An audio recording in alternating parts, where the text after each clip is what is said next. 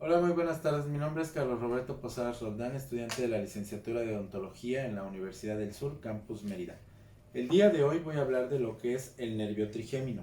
El nervio trigémino está desarrollado desde el tronco del encéfalo y se dirige hacia el ganglio de Gasser. Del ganglio de Gasser va a haber tres ramas, las mismas que va a ser la primera oftálmica, la segunda maxilar y la tercera mandibular. En la primera, lo que es la rama oftálmica, va a haber un recorrido sensorial hacia lo que es el cuero cabelludo, hacia la órbita y hacia las fosas nasales. Mismo que va a tener una sensibilidad del tercio medio de la cara, también va a dar sensibilidad a la arcada superior y a lo que es el párpado inferior. En la segunda rama, ¿qué hacemos? Que bueno, pues va a tener igual un recorrido desde el suelo de la órbita, va a atravesar la fosa pterigo-palatina y el agujero redondo mayor. Va a dar sensibilidad al tercio medio de la cara y a la arcada dentaria también, inferior. Dientes inferiores, labio inferior y la barbilla. En la tercera rama va a haber un recorrido desde el trayecto dentario inferior mandibular, en el espacio infratemporal, desde el músculo macetero, músculo temporal, pterigoideo interno, pterigoideo externo y como tal en el vientre anterior del digástrico. Da sensibilidad gustativa en el segundo tercio de la lengua y se desvía posteriormente hacia las ramas nerviosas del séptimo par craneal. En general, lo que es el nervio trigémino va a dar una función motora y se va a desplazar desde los contornos de los músculos maceteros y temporal, que estos son los músculos que van a dar el funcionamiento, apertura y cierre, contracción bilateral de lo que es nuestra cavidad bucal. Después de haber hablado del nervio trigémino, nos vamos a dirigir a las técnicas de anestesia, mismas que para el material de la práctica necesitaremos un tipodonto de la marca Nissin, una aguja corta y un cartucho de 1.8 mililitros, del cual será aplicado en el carpul. Previo a la colocación de la anestesia en el paciente, deberemos de verificar que el carpul esté en buen estado, que el cartucho tenga la fecha de caducidad indicada y que la aguja esté estéril y también esté en completo sello. Después de haber verificado que el cartucho y la aguja estén en buen estado, mantendremos el carpul para poderlo colocar el cartucho. El cartucho se toma de esta manera y va a entrar hacia lo que es la posición del carpul. Ya al mantenerlo puesto, vamos a colocar la aguja. La aguja tenemos que verificar que el sello esté bien cerrado y al girarlo lo rompemos y jalamos. Colocamos la aguja dentro de lo que es la hendidura del carpul y atornillamos para que quede bien ajustado. De esta manera es como tenemos que tener nuestro carpul listo para poder anestesiar a nuestro paciente.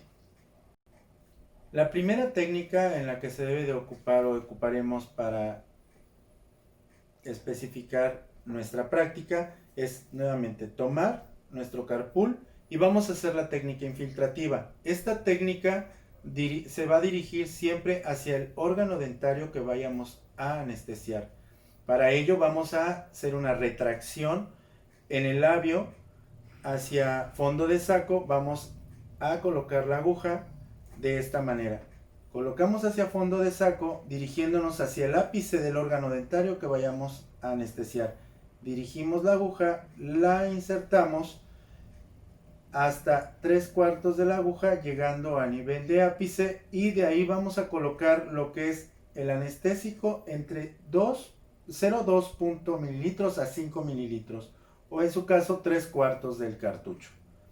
Empezamos a presionar, colocamos y retiramos. Quiero mencionar que los bloqueos frecuentes en la mandíbula se dan en el nervio alveolar inferior, en el nervio bucal, en el nervio mentoniano, así como en el maxilar se dan en el nervio alveolar superior, posterior, medio y anterior. También se dan en el nervio nasopalatino, en el nervio palatino mayor, en el nervio infraorbitario y en el nervio maxilar. La siguiente técnica de anestesia se llama técnica troncular. Como tal, la posición del paciente debe de estar totalmente sentado, con la cabeza ligeramente hacia atrás y haciendo máxima apertura bucal. La aguja será dirigida hacia lo que es el espacio pterigomandibular, colocando la aguja posterior hacia la punción de donde va a ser introducida la misma. Como tal, nuevamente lo repito, va a ser en el espacio pterigomandibular, en la región del agujero mandibular. La aguja entrará 3/4 hasta tocar la rama mandibular. Esta se dirige 1 centímetro arriba del tercer molar. Como tal, los nervios anestesiados será el nervio alveolar inferior y el nervio lingual. Las áreas anestesiadas serán los dientes de la rama inferior, los nervios alveolar inferior, nervio lingual, la encía, la mucosa y por lo que es los premolares hasta la línea media del nervio mentoniano.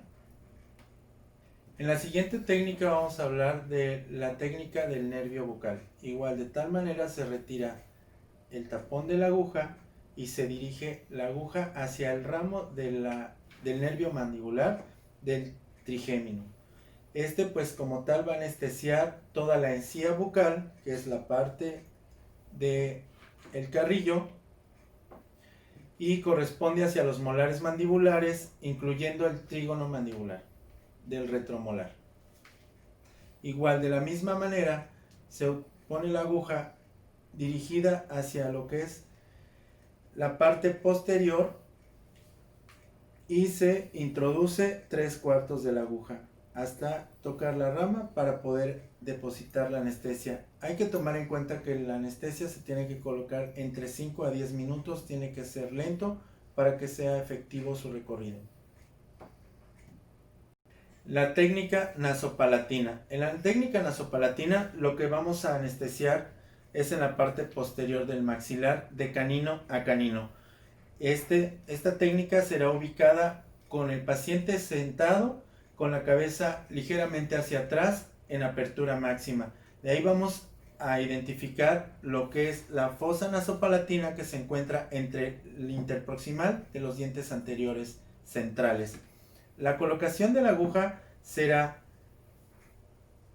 colocando hacia lo que es el agujero nasopalatino, introducimos la aguja entre 8 y 10 milímetros y depositamos lentamente la aguja. Aquí el nervio que se va a anestesiar es el nervio alveolar inferior. La siguiente técnica es la técnica del nervio mentoniano. El nervio mentoniano será dirigido al paciente, tiene que haber una colocación de las 12. Apertura máxima y te colocas detrás del paciente. Después de haberte colocado detrás del paciente, vas a palpar el nervio mentoniano con la yema del dedo pulgar. Haces una punción hacia el segundo premolar mandibular, tocando el punto del agujero mentoniano y haces el depósito de la aguja. Y haces el depósito de la anestesia. Igual, de tal manera, entre 5 a 10 minutos. Colocamos, retiramos aguja y esperamos que pase el tiempo para su efecto.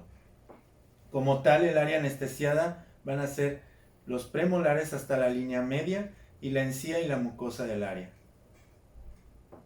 El siguiente bloqueo será el nervio palatino mayor. Este se localiza en el agujero palatino mayor a la altura del primer molar maxilar, posteriormente al segundo molar. Los pasos serán insertar la aguja hasta tocar hueso, haciendo una aspiración negativa. Como tal, colocamos la aguja, buscamos la posición adecuada y hacemos la inserción de la misma. En las áreas anestesiadas como tal serán la encía, la mucosa, en el área del primer premolar del maxilar hasta la porción posterior del paladar duro. Colocamos, hacemos punción durante 5 a 10 minutos para colocación de la anestesia y retiramos. Esperamos unos minutos, entre 4 y 5 minutos para su efecto. En la siguiente técnica de anestesia vamos a bloquear el nervio maxilar. Este es una excelente técnica a conseguir en la anestesia hemimaxilar. ¿Por qué? Porque se anestesian todos los ramos del nervio maxilar del trigémino. Se anestesia el nervio alveolar superior, el nervio medio anterior, el nervio nasopalatino, el del paladar mayor y el nervio infraorbitario. Las anestesias, pues lo que anestesia son todos los dientes maxilares, la encía vestibular. Los pasos a seguir. Se localiza el agujero palatino mayor a la altura del primer molar superior, insertando la aguja en la fosa pterigopalatina. Bueno, colocamos la aguja, hacemos una inserción y depositamos.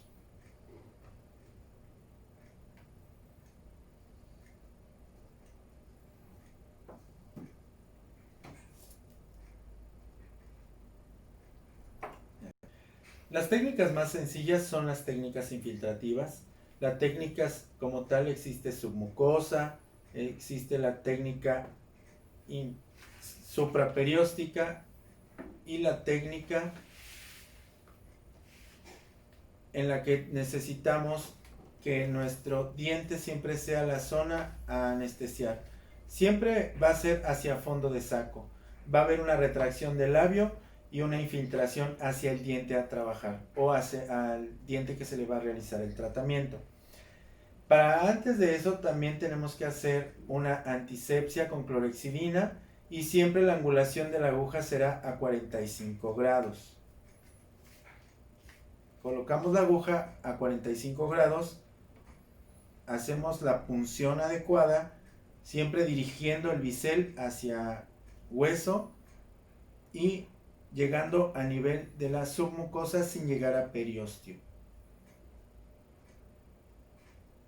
Colocamos entre 5 a 10 minutos lentamente, retiramos aguja y colocamos. Siempre hay que proteger la aguja con el tapón para evitar accidentes. Y pues de esta manera hablamos de la técnica submucosa. Otra técnica infiltrativa como tal, estamos hablando de que es la supraperióstica. La supraperióstica es de la misma manera. Se coloca la aguja a un nivel de 45 grados en la punción del órgano dentario a trabajar. Esta va a ser dirigida atravesando submucosa hasta llegar a periósteo. Aquí sí tocamos hueso. Colocamos la aguja a 45 grados, lentamente hacemos la punción con la retracción negativa para que no lastimemos al paciente. Colocamos de 5 a 10 minutos, lentamente retiramos la aguja y tapamos. Esperamos de 4 a 5 minutos su efecto. Las técnicas que existen también como apoyo es la intraligamentaria. La intraligamentaria, esta será dirigida siempre hacia el órgano dentario que ya se haya hecho la anestesia infiltrativa como tal, y nos apoyaremos en lo que es la anestesia intraligamentaria. Esta como tal entra hacia el ligamento periodontal. La aguja será dirigida hacia el órgano dentario, hacia bisel, insertando la aguja desde lo que es la encía libre, buscando la línea para entrar entre mesial, distal y medial.